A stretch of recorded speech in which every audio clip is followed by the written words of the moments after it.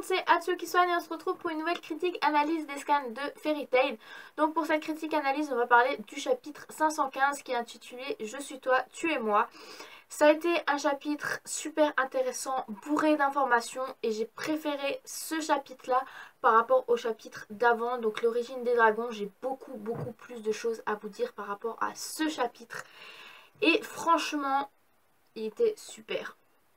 Donc déjà la page de couverture elle était vraiment très belle. On voit Natsu en tenue d'hiver avec la neige qui tombe et tout ça et franchement elle est vraiment très jolie.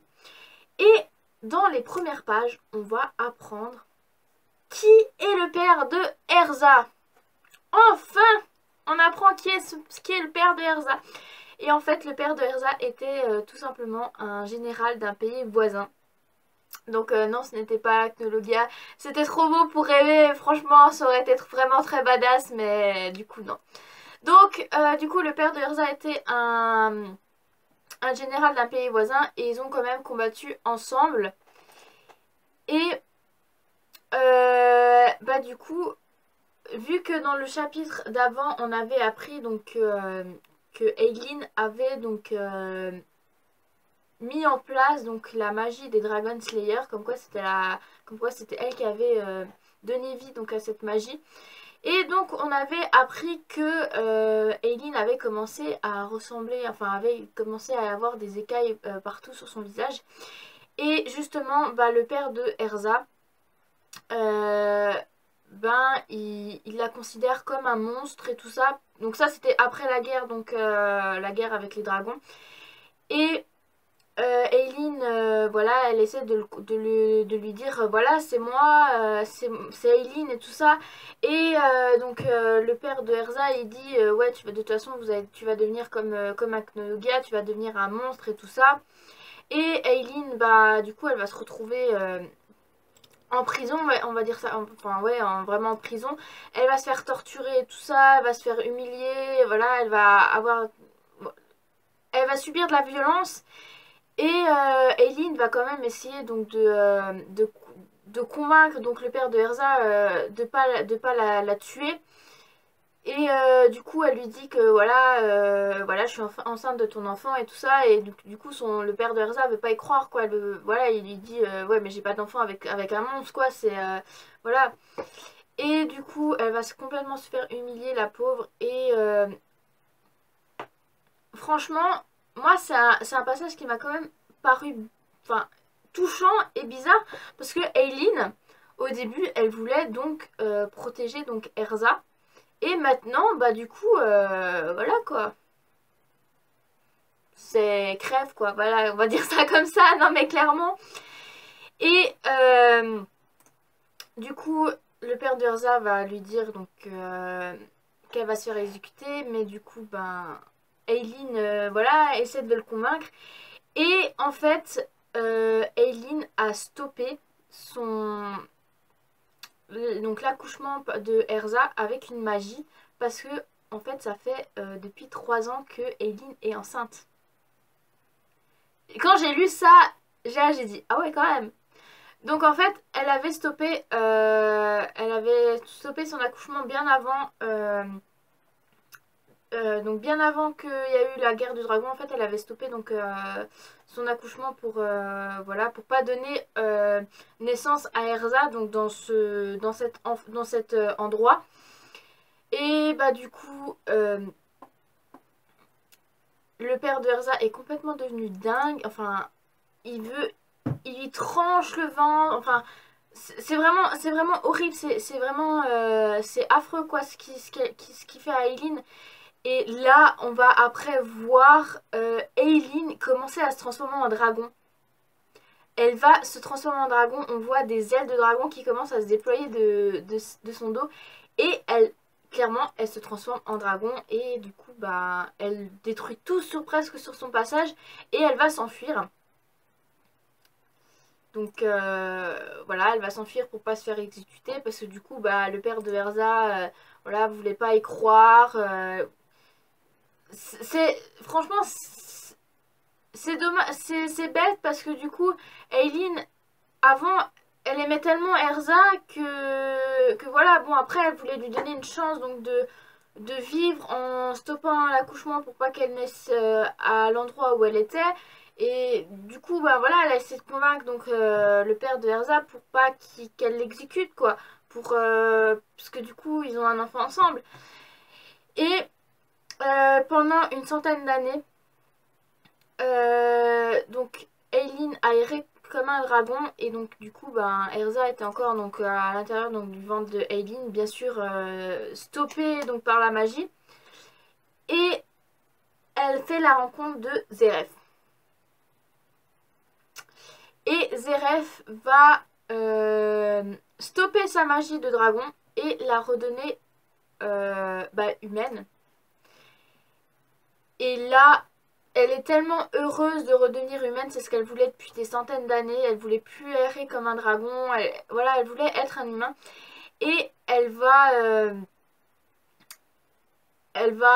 vivre voilà, dans un endroit, mais du coup, elle devient complètement folle.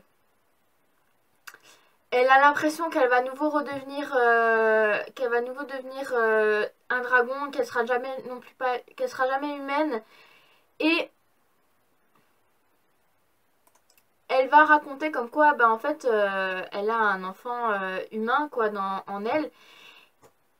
Et ça, franchement, c'est un passage qui m'a fait flipper quoi. Franchement, la tête de Eileen, elle est tellement devenue folle que, en fait, elle veut enchanter cet enfant pour que Eileen se retrouve dans le corps d'Erza.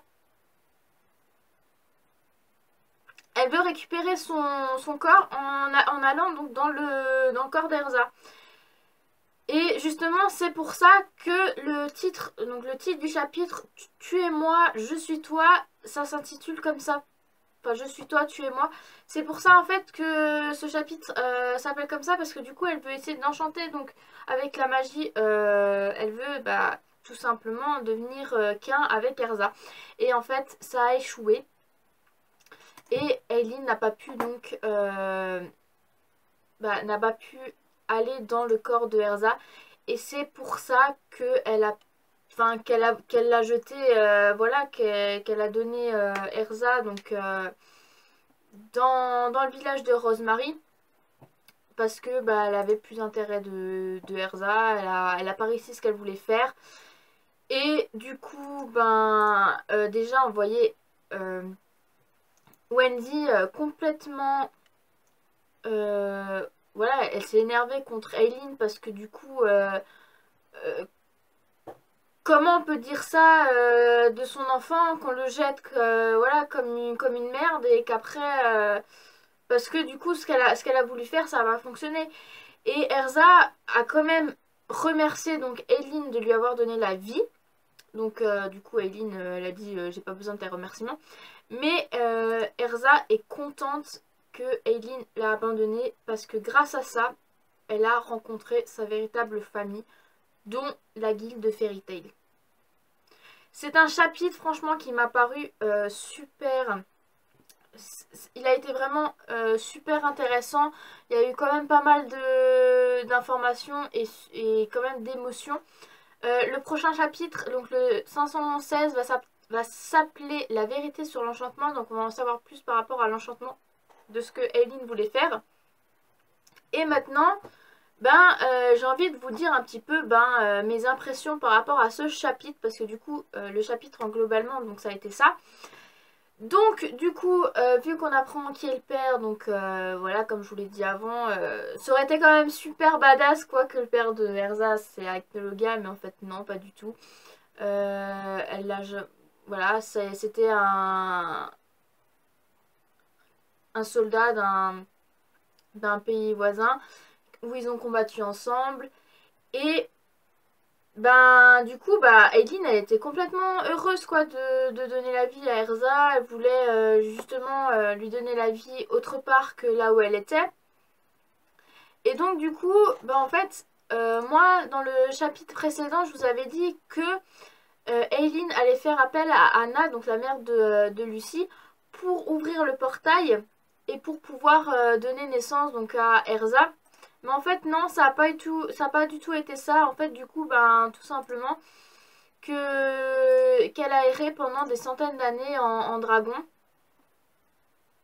Et qu'elle a rencontré Zeref. Et que Zeref l'a retransformée en humain. Et après qu'elle est complètement devenue folle. Et bah franchement ça a été des pages. Franchement, ouais, très, très flippant. On va dire ça comme ça. Et donc du coup, ben, Eileen, pendant, après qu'elle s'est retransformée en humain, voilà, dans son coin, je suis humaine, je suis humaine, je suis humaine, je suis humaine. Et du coup, bah en fait, bah non, pas du tout. Donc, elle a donné naissance à Erza dans un coin donc, du village. Elle l'a abandonnée donc à Rosemary. Et c'est comme ça donc que Erza a été née. Donc elle a enchanté l'accouchement, elle l'a retardé pour pas que Erza naisse donc tout de suite là où elle était. Et du coup, ben, elle est née bah, une centaine d'années après, donc là où ben, l'histoire vraiment peut commencer. Donc c'était pas vraiment comme Natsu, comme voilà, qui a passé la porte avec Ignil et puis... Enfin non, même pas Ignil quoi, il l'a laissé... Maintenant je sais plus. Donc voilà, ça a été vraiment des informations super et je pense que la semaine prochaine va être aussi un chapitre super intéressant. On va donc savoir vraiment donc par rapport à l'enchantement de ce qui s'est passé, pourquoi ça a échoué, pourquoi donc Eileen a jeté Erza comme une merde, clairement, enfin c'est marqué comme comme une ordure. Et on verra aussi Erza, bah voilà, elle est contente quoi qu'elle lui a donné vie, elle est contente qu'elle l'a abandonnée parce que comme ça elle a pu rencontrer donc sa véritable famille. Et franchement c'est un moment qui m'a super touchée. Donc j'espère qu'il y aura quand même beaucoup d'informations pour la semaine prochaine. J'espère qu'on verra un peu plus de choses. Donc moi personnellement, si je devrais donner une hypothèse par rapport à pourquoi l'enchantement n'a pas marché, c'est parce que en fait au fond d'elle, elle était tellement possédée de l'idée qu'elle était humaine, clairement, que ben en fait dans son esprit, elle avait une petite part de dragon en elle et c'est pour ça que ça n'a peut-être pas marché. C'est une petite hypothèse, je pense. Peut-être, j'en sais rien. On verra donc ça la semaine prochaine. Et j'espère vraiment que ça va être génial la semaine prochaine. Donc voilà, j'espère que cette critique analyse donc du chapitre 515 de Fairy Tail vous a plu. N'hésitez pas à aimer ma vidéo, à la partager, à vous abonner. Et je vous souhaite une très très bonne après-midi et je vous dis à la prochaine. Allez, ciao!